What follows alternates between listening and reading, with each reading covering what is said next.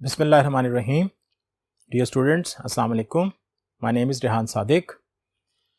बेटा आज एक और सवाल, एक और प्रैक्टिस डिमिनिशिंग बैलेंस मेथड के तहत, और एक सवाल भी हम ऐसा है जिसमें हम एसेट परचेज करेंगे ड्यूरिंग द ईयर।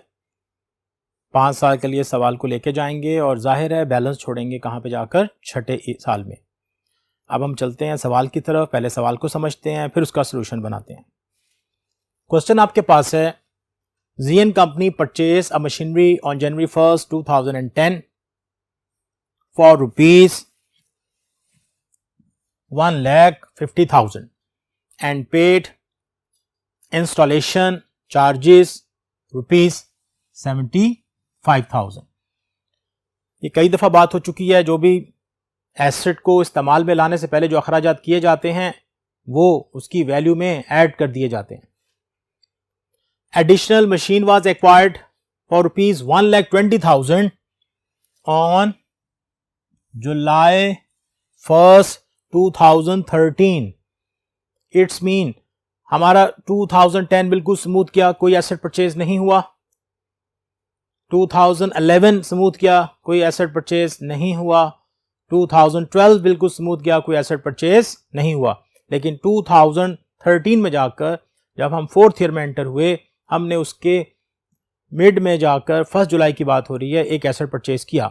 यहाँ पर जब एसेट मिड में परचेज होता है, लास्ट टाइम भी आपसे बात हुई थी, आपने उसका टाइम एक्सपायर्ड ढूंढना होता है। अभी उस पर भी बात होगी कि उसकी डेप्रिसिएशन कितनी निकलती है और कैसे हम कैलकुलेट करेंगे। Charge depreciation at the rate of 10% per annum on diminishing balance method. Accounts are closed on 31 December every year. ये बात बहुत अहम होती है आपके क्वेश्चन में। अगर आपका सवाल का स्टार्ट नॉर्मली जनवरी से है तो एंड दिसंबर होगा, एंड वाइस वर्सा। अगर उसका एंड बता रहा है कि हर साल का एंड दिसंबर है, तो इसका मतलब है उसका पूरा स्पैन 12 महीने पूरे करने के लिए आपको जनवरी से आना पड़ेगा। तो इस वक्त एंडिंग डेट क्यों बताई जाती है? ताकि हम अपने एसेट्स का टाइम एक्सपायर कैलकुलेट करके उसकी डेप्रिसिएशन निकाल सकें। अब बेटा एज यूजुअल, अच्छा, रिक्वायरमेंट में आपके पास है मशीनरी अकाउंट बनाना है आपने कितने साल के लिए? 5 साल के लिए। तो जब आप 5 साल मुकम्मल करेंगे तो आपने छठे साल का बैलेंस छोड़ना होता है। अब एज यूजुअल जो आपके पास हिंट आ रहा है, मैंने पहली मशीन ये मैंने मेंशन कर दिया, आप भी लिख सकते हैं, आप सवाल के अंदर भी मेंशन कर सकते हैं। जब एक ज्यादा एसेट हो जाए तो आप बता सकते हैं। तो जब आपने इस पर डेप्रिसिएशन कैलकुलेट की, ये इसकी टोटल कॉस्ट है जो उसकी परचेज प्राइस और कैपिटलाइज कॉस्ट को ऐड करने के बाद आई। इस पे रेट 10% है और टाइम एक्सपायर इस पे कितना है बेटा? 12 मंथ्स, क्योंकि जनवरी से दिसंबर तक कितने महीने बने? 12 मंथ्स। तो इस पे जो डेप्रिसिएशन आप कैलकुलेट करेंगे एट द रेट ऑफ 10%, वो 22,500 आई। एज यूजुअल हमें एक बार पहले भी मैं आपको एक इंडिकेशन दे चुका हूं, छोटा सा टिप बता चुका हूं, जब किसी अमाउंट का 10% लेते हैं उसका एक डिजिट कम हो जाता है। Second point, depreciation on machine 2। Second machine जो आपने ली, वो मशीन ली आपने 1 जुलाई। अब जुलाई का महीना एंड नहीं है, जुलाई का महीना शामिल है। हाँ, अगर 30 जून लिखा होता तो आप क्या करते? उसको एक्सक्लूड करते। लिखा 1 जुलाई तो आप उसे इंक्लूड करेंगे। अब आप जुलाई से काउंट करें दिसंबर तक तो आपके पास 6 मंथ बनते हैं। तो इस मशीन पर जो आप 6 मंथ की डेप्रिसिएशन लेंगे, दैट बिकम्स 6,000। ये लेंगे जाके तो हम 2013 में, लेकिन हमने एक छोटा सा कैलकुलेशन करके रख लिया ताकि हमें पता हो कि ये वैल्यू कैसे आएंगी और हम इसे कैसे रिकॉर्ड करेंगे। ये बेटा छोटी सी समरी है। हमेशा सवाल को 2 से 3 दफा पढ़ना चाहिए। पढ़ने के बाद ये सोचना चाहिए किस साल में क्या हुआ है, छोटी सी वर्किंग बना लेनी चाहिए कि एसेट कब परचेज हुआ, उससे सवाल में गलती नहीं होती। बाद में बच्चे क्या करते हैं, वो ये भूल जाते हैं कि सवाल किस साल में, इस सवाल में कौन सा साल है जब एसेट परचेज हुआ, और वो उसको गलत किसी ईयर में जाके मेंशन कर देते हैं और सवाल आपका गलत हो जाता है। आपसे पहले भी कई दफा बात हो चुकी है कि जब आप सवाल कर रहे होते हैं तो ये सवाल जो है हम ईयर वाइज और मंथ वाइज करते हैं। पहले एक ईयर आता है, फिर हम उसके सारे मंथ्स को ऑब्जर्व करते हैं कि किसी महीने में एसेट परचेज या सेल या एक्सचेंज तो नहीं हुआ, तो फिर हम सवाल को एंड करते हैं या डेप्रिसिएशन कैलकुलेट करते हैं और उसको बैलेंस निकालते हैं। तो ये सब चीजें स्टेप बाय स्टेप आपको याद रहनी चाहिए। लीजिए अब इस सवाल को कैसे सॉल्व करना है। 5 या 6 साल तक का बैलेंस कैसे निकाला जाएगा, ये हमें अब मिलेगा इसके नेक्स्ट बोर्ड पर। तो आए चलते हैं इसके नेक्स्ट बोर्ड पर और इसका बाकी हिस्सा देखते हैं। नहीं जी, एज यूजुअल पहले भी आपसे बात हुई कि जब भी आप डेप्रिसिएशन का सवाल करते हो आपके पास एक पूरा फॉर्मेट होना चाहिए। अब ये फॉर्मेट आपको रट जाना चाहिए बेटा। अब बहुत दिन हो गए आप यही फॉर्मेट देख रहे हैं।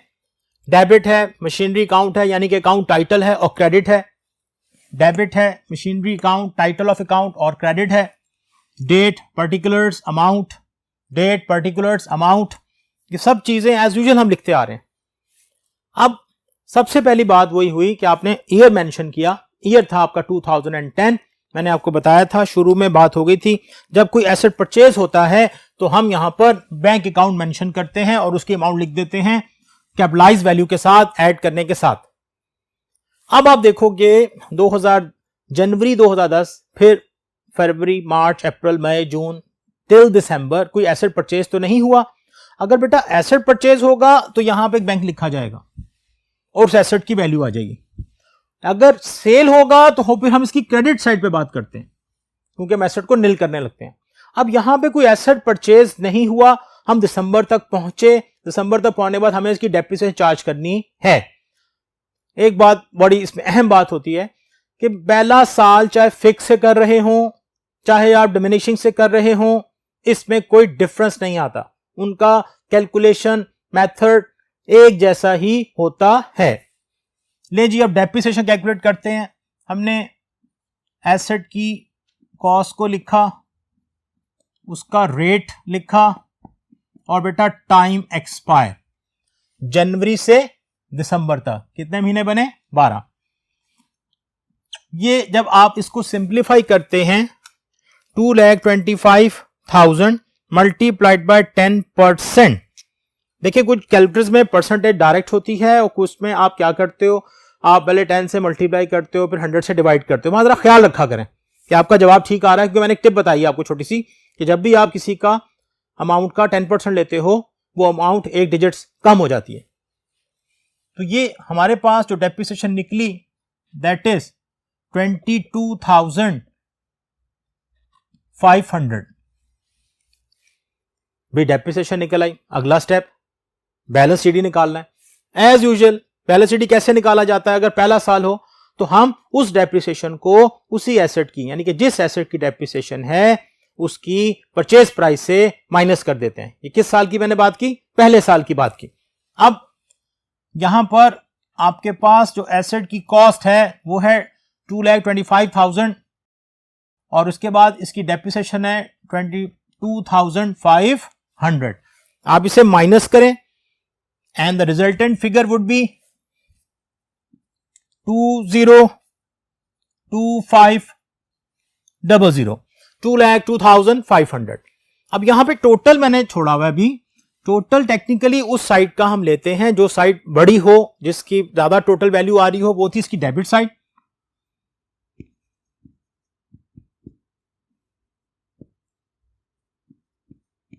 जो साइड बड़ी होती है उसी साइड का टोटल दोनों तरफ लिखा जाता है।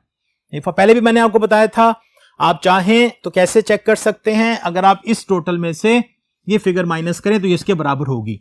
इस तरीके से हम एक छोटा सा चेक ढूंढ लेते हैं, इससे हमें पता चलता है कि हमारी फिगर्स बिल्कुल ठीक है और मैच्ड हैं। जो बेटा सीडी बैलेंस होता है वो अगले साल का बीडी बैलेंस होता है।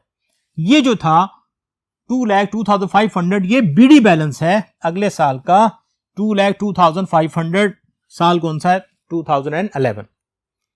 अब फिर वही बात, हम 11 को पूरा सर्च करेंगे, जनवरी से दिसंबर तक देखेंगे कोई एसेट परचेज तो नहीं हुआ। अगर कोई एसेट परचेज होगा तो इस साइड पर हम बैंक अकाउंट लिखेंगे, उसकी फिगर यहां मेन कॉलम में लिख देंगे। और अगर कोई एसेट सेल हो रहा है या एक्सचेंज हो रहा है तो बेटा फिर उसकी जो अमाउंट्स हैं या उसके जो हेड ऑफ अकाउंट्स हैं वो क्रेडिट साइड पर इस्तेमाल किए जाते हैं, क्योंकि हमने एसेट को निल करना होता है। अब फिलहाल ये एसेट कोई एसेट परचेज नहीं हुआ, हम जनवरी से दिसंबर तक पहुंचे। अब हमें डेप्रिसिएशन कैलकुलेट करनी है। अब यहां पे ख्याल रखना है, यहां पे आपका मेथड इस्तेमाल होता है। यहां पे आपको याद रखना है किस मेथड से आप आ रहे हैं। तो मेथड है आपके पास diminishing balance method. Diminishing balance method में डेप्रिसिएशन कैलकुलेट की जाती है रिटर्न डाउन वैल्यू पर या उस वैल्यू पर जो पिछले साल के मुकाबले में कम हो। इस पे भी एक टिप दी थी मैंने कि आप क्या करेंगे, जो बीडी बैलेंस लिखा होता है अगर ये सही है, जो बीडी बैलेंस लिखा होता है आप उस पे डेप्रिसिएशन कैलकुलेट कर सकते हैं। Like 202500 multiplied by 10% multiplied by 12/12 जी। अब आप 2,02,500 कैलकुलेटर पे लिखें 10% and amount becomes 20,250 20,250। Again you can check कि एक डिजिट कम हो गया, एक डिजिट कम हो गया जब 10% लेते हैं। ले जी, डेप्रिसिएशन कैलकुलेट होगी। अब बैलेंस निकालना है। अब मैं जरा आपको ना दूसरे तरीके से बता रहा हूं ताकि आपको पता चले चेक किस तरह है। सबसे पहले बेटा बैलेंस करते हैं, बिल्कुल लेजर अकाउंट की तरह बात हो रही है। जब किसी आप लेजर अकाउंट को बैलेंस करते थे तो आप पहले उसके उस साइड का टोटल लिखते थे दोनों तरफ, डेबिट और क्रेडिट साइड की तरफ, जो टोटल बड़ा होता था, जिसकी वैल्यू ज्यादा आ रही होती। लाइक यहां पे जो अमाउंट आ रही है 2,02,500, जाहिर है वो 20,000 है तो ये साइड बड़ी है, मैं इसको यहां लिख देता हूं 2,02,500। अब बैलेंस करते हैं। क्या करेंगे आप, इसमें से माइनस करेंगे। आप जब बेटा इसको इसमें से माइनस करेंगे एंड यू विल गेट 1,82,250। अब देखे ना, ये हमने एक चीज निकाल ली। हमने क्या किया, इसका टोटल लिखा, इस टोटल में से इसको माइनस किया, ये बैलेंस आ गया। अब हम अपना चेक देखते हैं, क्या ये बैलेंस ठीक है। हम क्या करेंगे, अब हम दूसरे साल में खड़े हैं। जब दूसरा साल हो, बैलेंस सीडी कैसे निकाला जाता है, जिस एसेट की डेप्रिसिएशन हो उसके बीडी बैलेंस से माइनस कर दी जाती है। अब बेटा बीडी बैलेंस कितना है,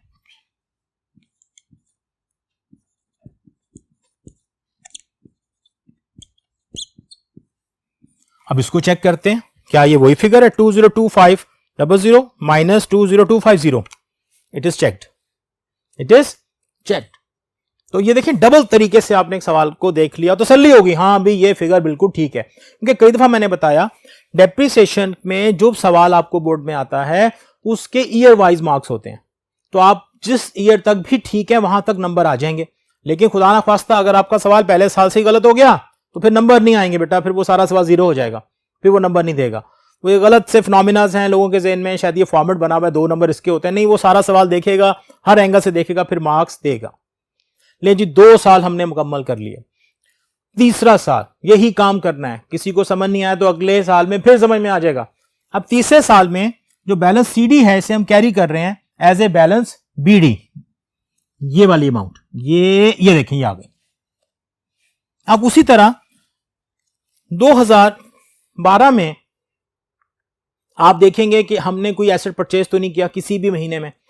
जनवरी के बाद जो भी महीने आ रहे हैं या मंथ्स आ रहे हैं उसमें कोई एसेट परचेज तो नहीं हुआ। अगर एसेट परचेज होगा तो बेटा वो यहां रिकॉर्ड होगा बैंक के नाम से। सेल या एक्सचेंज होगा तो इस साइड पे आएगा। अब हम दिसंबर तक गए, डेप्रिसिएशन चार्ज करने का वक्त आ गया। डेप्रिसिएशन जब चार्ज करेंगे सबसे पहले ज़हन में आना चाहिए मेथड। हाँ सर, ये तो डिमिनिशिंग बैलेंस मेथड है और डिमिनिशिंग बैलेंस मेथड में डेप्रिसिएशन कैलकुलेट की जाती है उस अमाउंट पर जो पिछले साल के मुकाबले में कम हो, जो पिछले साल के मुकाबले में कम हो। और टिप क्या बताई थी कि बीडी बैलेंस उठाएं और यहां लिख दें। देखें हम 1,82,250 रेट लगाएंगे इसका 10% और बेटा टाइम एक्सपायर इस पे पूरे 12 महीने फ्रॉम जनवरी टू दिसंबर। ले जी, अब 1,82,250 हमने लिखा, मल्टीप्लाइड बाय 10 और फिर परसेंट, तो अमाउंट आपके पास एक डिजिट कम करने के बाद आ गई 18,225। 18,225। अब वही तरीके का जो हमने पीछे किया था ताकि आपको समझ में आ जाए अच्छी तरह। बेटा जिस साइड का टोटल बड़ा होता है ये 18,000 की अमाउंट है, ये 1,82,000 की अमाउंट है। इसका मतलब डेबिट साइड का टोटल बड़ा है। आप इस टोटल को नीचे लिखें,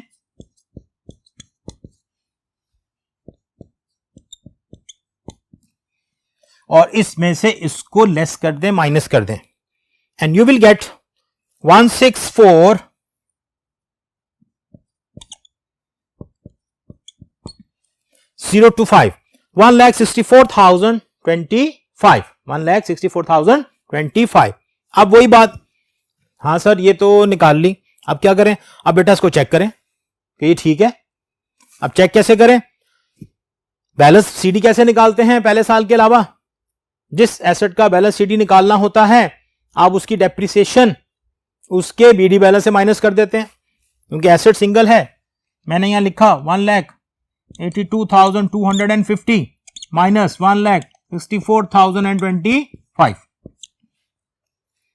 चेक करें, जब आप इसमें से इसको माइनस करेंगे 182,250 माइनस, अब इसकी डेप्रिसिएशन, सॉरी डेप्रिसिएशन इज 1,18,225। जब हम इसमें से माइनस करेंगे 18,225, द आंसर वुड बी 164,025, 164,025। ये इसका आपके पास क्लोजिंग बैलेंस आ गया। ये क्लोजिंग बैलेंस जो है आपके नेक्स्ट ईयर का यानी कि 2013 का ओपनिंग बैलेंस कहलाएगा। एक दफा फिर सुन लें, हमने डेप्रिसिएशन कैलकुलेट की 1,82,250 पर 10%, 18,225 आई। उसके बाद हमने बैलेंस लिया, कैसे लिया? 1,82,250 को हमने यहां पे इसके टोटल में लिखा, ये टोटल बड़ा था, इस टोटल से हमने 18,225 माइनस किया, तो आपके पास फिगर आई 164,025, 164,025। इसके बाद हमने इसको चेक कैसे किया? हमने बीडी बैलेंस लिखा और डेप्रिसिएशन उसमें से माइनस की, बीडी बैलेंस लिखा और डेप्रिसिएशन इसमें से माइनस की, तो ये फिगर हमारे पास मैच हो गई। हमने इसको दो तरीके से मैच किया, पहले हमने बैलेंस लेकर और फिर हमने एसेट्स की वैल्यू को, बीडी बैलेंस को डेप्रिसिएशन माइनस करने के बाद जो हमने फिगर देखी, ये दोनों फिगर्स एक जैसी थी। अब इस सवाल का बेटा बाकी हिस्सा जो है वो हमें नजर आएगा इसके नेक्स्ट बोर्ड पर, जहां पे वो एसेट सेल होगा और हम उसे एंड तक लेके जाएंगे। तो आए चलते हैं इसके नेक्स्ट बोर्ड पर। ले जी 2013 में हम आ गए। सबसे पहले आपके पास बैलेंस आया पीछे से जो हमने कैरी किया था 1,64,225। नया एसेट परचेज किया जुलाई 1 को, और वो कितने का किया? 1,20,000। जब एसेट्स परचेज हो जाता है देन नेक्स्ट स्टेप आपके पास जो आ रहा होता है वो है इसकी डेप्रिसिएशन। अब हमने एसेट कहीं सेल और एक्सचेंज नहीं किया, हम इसकी डेप्रिसिएशन चार्ज करेंगे ईयर एंड पर। तो सबसे पहले आपके पास जो पहला एसेट है, पहले एसेट की जो डेप्रिसिएशन आपके पास आ रही है 1,64,025 मल्टीप्लाइड बाय 10% मल्टीप्लाइड बाय 12/12। इसकी जो डेप्रिसिएशन बनेगी वो बनेगी 1,64,003। अब 3 नहीं आ रही थी, ये आ रही थी 2.5। कल बात हुई थी आपसे कि अगर ये डिजिट के बाद जब आप एक डेसिमल प्लेस कर देते हो, एक डेसिमल के बाद अगर वो रकम 5 या 5 से बड़ी है तो उससे पहले वाली में, डेसिमल से पहले वाली में हम एक बढ़ा देते हैं, 1 रुपया ऐड कर देते हैं। तो इसलिए मैंने इसमें से इस फिगर को इस तरह लिख दिया। आपके पास जो दूसरा एसेट था 1,20,000 इंटू 10% इंटू 6/12, बेटा इसकी डेप्रिसिएशन बन रही है 6,000।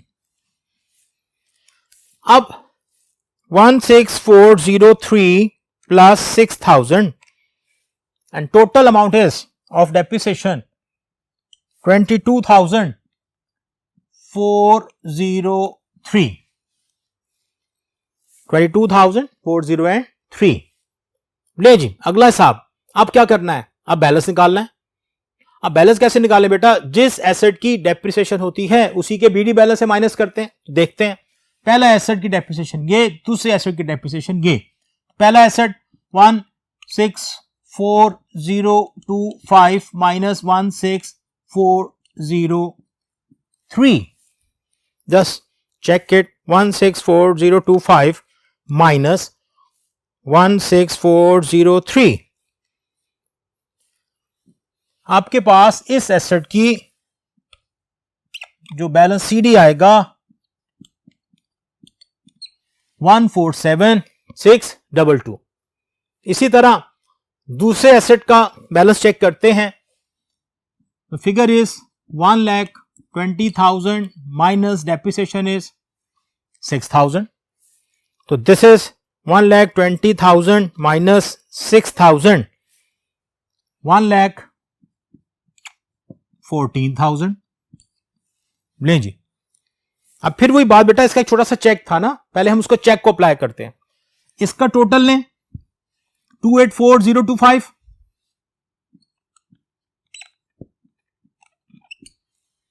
284,025 लिखें. 284,025 माइनस इसमें से टोटल डेप्रिसिएशन माइनस करें जो कि 22,403 है, and your resultant figure would be 261,622. 261,622. इसके बाद अगर आप इन दो को ऐड करके देखें, that must be equal to this. हम इसको ऐड करते हैं 147,622. इसमें आप ऐड करें 1,14,000 and your answer would be 261,622. अब इस क्लोजिंग बैलेंस को आपसे लास्ट टाइम भी बात हुई थी, क्योंकि मैं आपको एक बेस बना के दे रहा हूं कि जब भी एसेट एक से ज्यादा हो उनकी डेप्रिसिएशन भी अलग शो करें और उनका बैलेंस सीडी भी अलग शो करें, उनका बैलेंस बीडी भी अलग शो करें. इसका फायदा उस वक्त होगा जब आप किसी एसेट को सेल करेंगे. नहीं जी, 2013 के बाद हम 2014 में पहुंचे 147,622. वही बैलेंस जो सीडी था पहले एसेट का, तरतीब सामने रखिएगा, साथ रखिएगा. अब दूसरा एसेट 1,14,000. कोई एसेट परचेज नहीं हुआ, ईयर एंड होने वाला है, and you are suppose to calculate the depreciation. और डेप्रिसिएशन कैलकुलेट करनी है हमने डिमिनिशिंग बैलेंस मेथड के तहत. तो हमें जो बीडी बैलेंस मिलता है बेटा, हम उस पर डेप्रिसिएशन कैलकुलेट करते हैं. 147,622 मल्टीप्लाइड बाय 10% मल्टीप्लाइड बाय 12/12. अब आप इस फिगर को लिखें 147,622 मल्टीप्लाइड बाय 10%. आपकी डेप्रिसिएशन जो आएगी वो आएगी जी 14,762.2. अब 0.2 मैं इग्नोर कर दूंगा क्योंकि ये 5 से बड़ा नहीं है. तो 14762 14762. ले जी, second asset 114,000 1,14,000 multiplied by 10% multiplied by 12/12. और एक डिजिट कम होगा इसका भी. 1,14,000 लिखें इंटू 10%, अमाउंट बिकम्स 11,400. जब आप बेटा अलग अलग डेप्रिसिएशन निकाल लें, अब आप इनको एग्रीगेट करें, इनका टोटल करें. 14762 में ऐड करें 11400 and you will have the figure 26162 26,162. ये बिल्कुल देख लें, अगर आप थोड़ा सा इस पे जज करें कि ये अगर टोटल अमाउंट का आप डेप्रिसिएशन लेते तो इसके बराबर ही आना था, और एक डिजिट हटा दें, बिल्कुल उसके बराबर है. इसका मतलब है सवाल ठीक जा रहा है. अब बेटा उसी तरह हम पहले इसको बैलेंस करेंगे. तो जिस साइड का टोटल बड़ा होता है 261,622 261,622. पहले मैं इसको बैलेंस निकाल रहा हूं. 261,622 minus 26162 and the balance is 2,35,460. अब फिर वो डाउट कि यार ये ठीक है, अब मैं क्या करूंगा ये देखने के लिए, ठीक है मैं इंडिविजुअल बैलेंस निकालूंगा. वो कैसे निकालेंगे बेटा? उसी तरीके से balance CD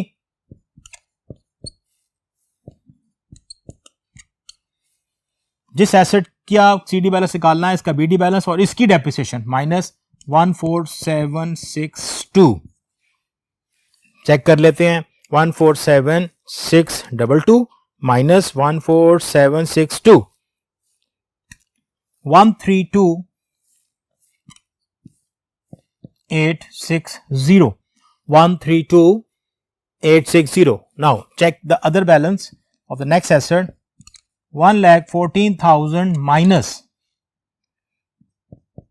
11,400. 1,14,000 minus 11,400 and your figure is, the balance is 1,02,600. 1,02,600. अब बेटा अगर आप इन दो फिगर्स को ऐड करें that must be equal to this. अब मैं इसको ऐड कर रहा हूं 1,02,600 में प्लस किया जा रहा है 1,32,860 and answer is 235,460 which is matched. इसे मैच कर गया है. अब यहां पे तो सवाल की रिक्वायरमेंट के मुताबिक हमने क्वेश्चन को एंड कर दिया, लेकिन मैंने आपको बताया हुआ है कि आप हमेशा अगले साल का बैलेंस उसे कैरी करेंगे. अब मैं इसका जो क्लोजिंग बैलेंस है उसे अगले साल लेके जा रहा हूं. पहले एसेट का 132,860 and the next asset, the second asset था 102,600 एंड द टोटल इज 235,460. ये आपका तरीकेकार होगा सवाल को खत्म करने का. फिर देख लें, दो एसेट थे, कहीं हमने सेल एक्सचेंज नहीं किया, 3 साल तक एसेट स्मूथ आया, चौथे साल में एसेट 2 हो गए. 2 एसेट आए तो आपने 2 डेप्रिसिएशन शो करनी होती हैं, 2 बैलेंस शो करने होते हैं और उसके बाद आप उसे उस के रिक्वायर्ड ईयर तक ले जाएं. वो 5 साल कहता है लेकिन आपने छठे साल का बैलेंस छोड़ना है. वो 4 साल कहता है तो आपने 5वें साल का बैलेंस निकाल के छोड़ना है. डियर स्टूडेंट्स, अब तक आप इतने सारे सवाल कर चुके हैं, अब आपकी ग्रिप भी बहुत अच्छी हो गई होगी. आज तक के लिए इतना ही. इजाजत दीजिएगा. अल्लाह हाफिज. अपना बहुत सारा ख्याल रखिएगा.